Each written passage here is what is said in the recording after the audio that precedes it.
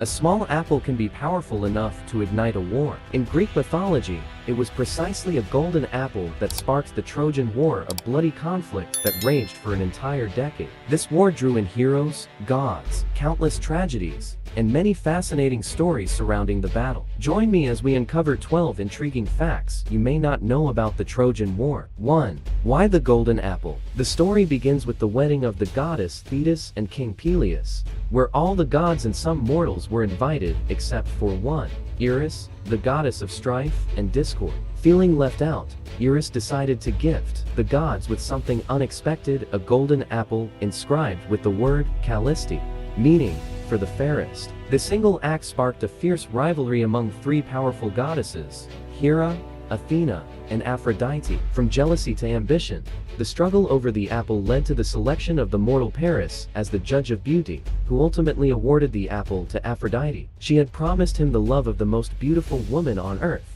Helen, who was, however, already married to King Menelaus of Sparta. The eventual abduction of Helen triggered the war we now know as the Trojan War. Why did Eris send a golden apple, a cherry, kiwi, or watermelon? In many ancient cultures, apples symbolize temptation and challenges. In Greek mythology, they are often linked with stories of beauty, power, and desire. Apples were also a common fruit in the Mediterranean region and widely recognized. Similarly, in the Grimm brothers' Snow White and the Seven Dwarfs, the wicked queen used a beautiful but poisoned apple to deceive Snow White. Moreover, Eris, being the goddess of discord, was precisely why she wasn't invited. Her nature clashed with the essence of a wedding, a time to celebrate love and unity. Inviting a deity like Eris could bring misfortune, so the gods decided to exclude her to maintain peace at the wedding. However, the outcome was quite the opposite. This story illustrates that avoiding conflict does not eliminate it. Conflict is a natural part of the world and of each individual. By attempting to ignore it, it may come back even stronger and lead to greater consequences. 2. What do the three goddesses' promises mean? After Hera sent the golden apple to the wedding, three goddesses Hera, Athena, and Aphrodite all wanted to claim it, naturally wishing to be the most beautiful at the event.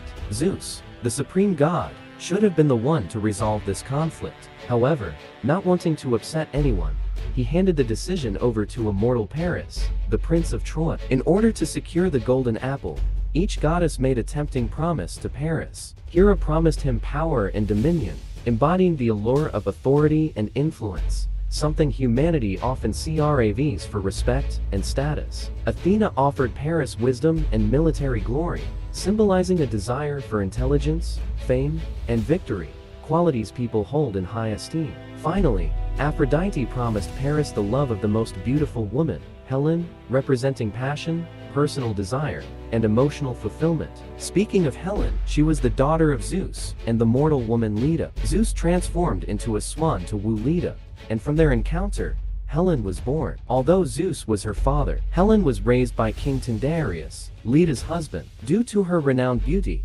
Helen was kidnapped by Theseus even before she married. After Theseus took Helen, Tyndareus set out to rescue his daughter, forming an alliance with a friend named Castor to defeat Theseus and bring Helen back. Later, Tyndareus decided to find a husband to protect Helen. Many came to compete for her hand, but Tyndareus ultimately chose Menelaus, the king of Sparta. To avoid conflict among Helen's suitors, Tyndareus made them all swear allegiance to Menelaus. This oath meant that they would help Menelaus reclaim Helen if she were ever taken. After marrying Helen, Menelaus stayed in Tyndareus's kingdom and eventually inherited his position when Tyndareus passed away. Returning to the wedding and the three promises made to Paris, each of these was filled with worldly temptations, particularly ones Paris lacked. As seen later in the Trojan War, Paris, though a prince, was actually a coward without real power, and far from being a hero. The true hero, embodying all noble qualities, was his brother Hector. Despite needing all that was promised to him,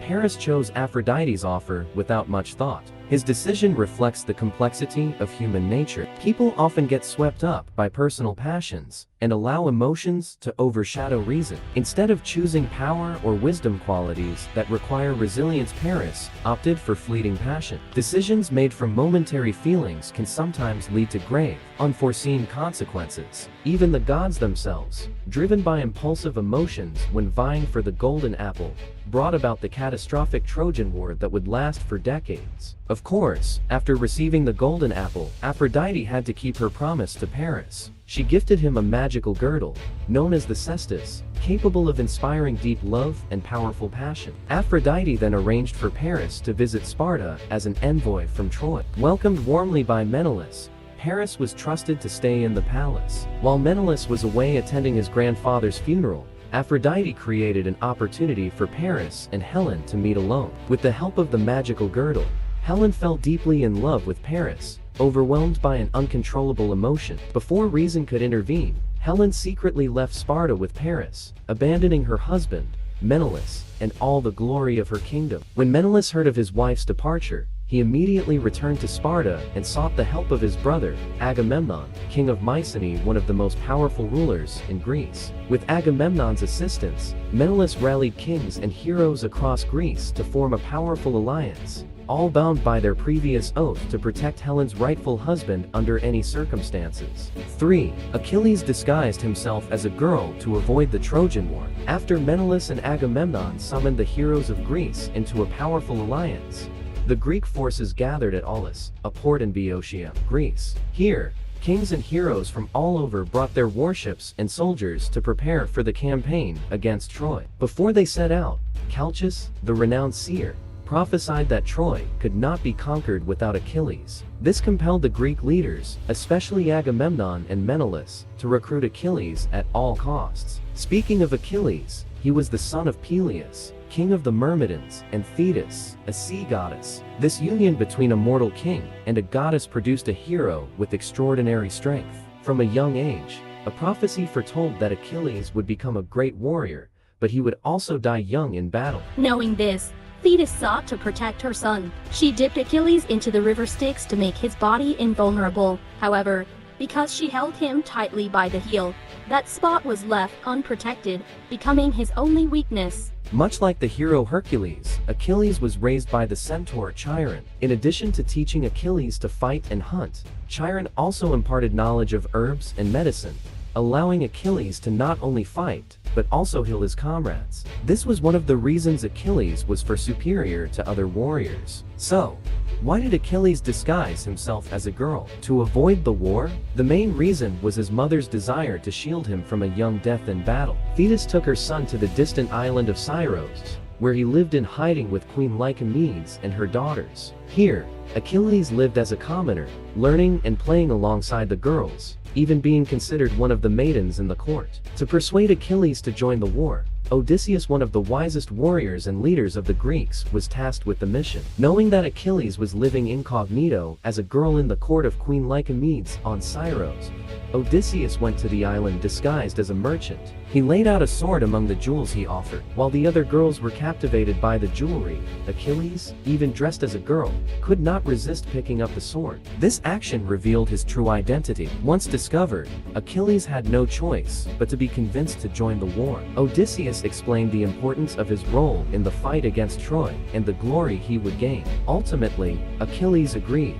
4. Odysseus pretended to be insane to avoid the war. Not only Achilles, but also Odysseus, who devised the plan to find Achilles, was among those trying to escape the war. Odysseus had once sought the hand of Helen, and after being rejected, he returned to his kingdom land of Ithaca. At the onset of the war, he had a wife named Penelope and a newborn son named Telemachus, so he wanted to stay home. To avoid participating in the conflict, Odysseus pretended to be mad, plowing all day by the sea and sowing salt instead of seeds. However, Palamedes, a Greek hero, came to see how insane Odysseus really was. Immediately, Palamedes placed Odysseus's son, Telemachus, in front of the plow. At first, Odysseus continued plowing, seemingly unaware, but no matter how mad he pretended to be, he had to stop to avoid harming his son. This revealed his ruse, and he was forced to join the alliance. Because of this incident, Odysseus harbored a grudge against Palamedes. Later, during the Trojan War,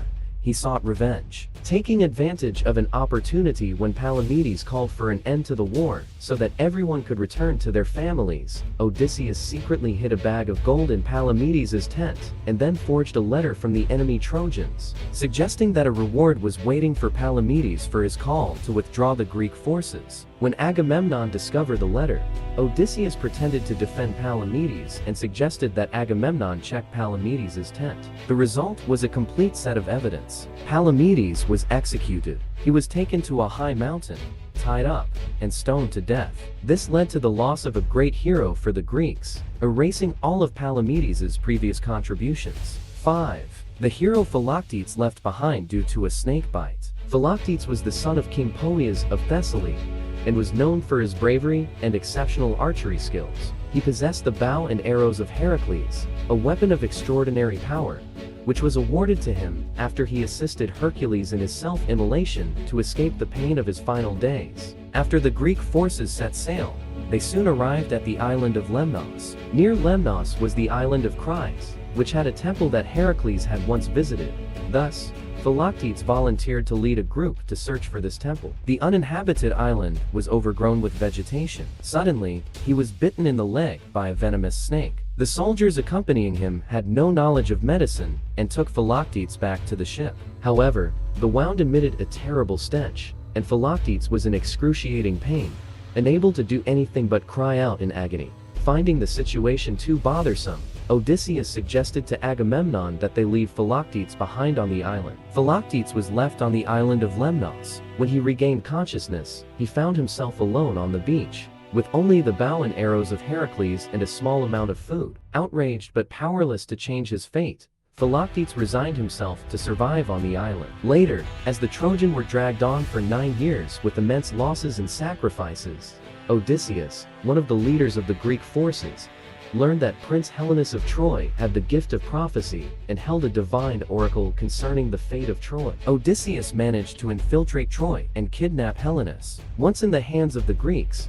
Helenus revealed that Troy could only be defeated if the Greek forces accomplished 3 tasks. The most difficult of these was to bring back Philoctetes, the one they had previously abandoned, to fight in the battle against Troy. Philoctetes, who had survived on the island for so many years, thanks to the bow and arrows of Heracles, was furious and unwilling to return to battle when the Greeks sought him out again. Only after the god Heracles appeared to him and encouraged him did Philoctetes agree to rejoin the fight for the Greeks. Upon returning, the Greek army treated his snakebite with the help of Machan and Podalirius, the 2 sons of the healing god Asclepius. I wonder where these 2 were when Philoctetes was bitten by the snake 10 years prior. After recovering, Philoctetes joined the battle and used the bow and arrows of Heracles to slay Paris, the man who had instigated the war. 6. Achilles left the war over a girl. 1,186 ships set sail to Troy, plunging into a fierce battle. Achilles rode on a horse born from the west wind, wielding a spear forged from the mountaintop. By his side was always his childhood companion, Patroclus. The Trojans were led by Prince Hector, the brother of Paris and the son of King Priam. Despite this, they could not withstand the might of Achilles, the leader of the Greek forces, whose iron-like body and extraordinary skills made him invincible in battle. Achilles fought valiantly in the war, unstoppable thanks to the strength his mother had bestowed upon him since childhood. However, even Achilles could not reach the solid walls of Troy alone, and the conflict dragged on for 9 years. During this time, internal conflicts among the Greek forces intensified. In one of their victories, the Greeks captured several prisoners, and Achilles received a reward in the form of the maiden Briseis. Agamemnon, on the other hand, received the maiden Chryses. Chryses was the daughter of a priest of Apollo named Calchas, who had pleaded with Agamemnon to return his daughter in exchange for riches. However, Agamemnon refused and even threatened to kill the priest. In retaliation, the priest called upon Apollo, who unleashed a terrible plague upon the Greeks, leading to death and despair in their ranks. The Greeks convened to find a solution, and the prophet Calchas revealed that the plague was Agamemnon's fault and insisted he return Chryses and compensate her father. Ultimately, under pressure from the Greek warriors, Agamemnon was forced to return Chryses to her father to quell Apollo's wrath.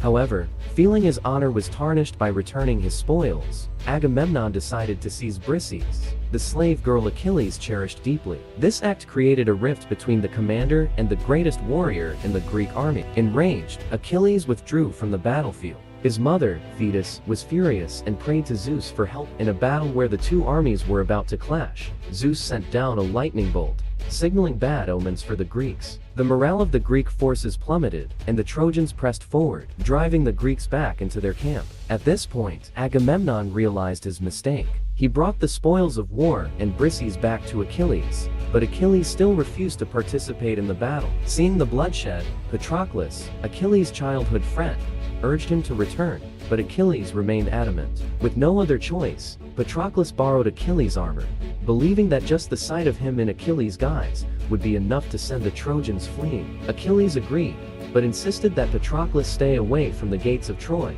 where the god Apollo protected, and especially not to engage with Hector. Indeed, Patroclus, clad in Achilles' armor, pushed back the Trojans. However, in that brief moment of glory, Patroclus felt invincible like Achilles. Forgetting his promise to Achilles, he pursued the Trojans to the gates of Troy and engaged Hector in combat. As he rushed toward the city, Apollo struck Patroclus down, causing his armor to fall off. Seizing the opportunity, Hector killed Patroclus and took Achilles' armor for himself. Fortunately, the hero Ajax fought valiantly to protect Patroclus' body, managing to bring it back. This loss plunged Achilles into profound grief and rage. He re-entered the battlefield, vowing not to bury his friend until he avenged him.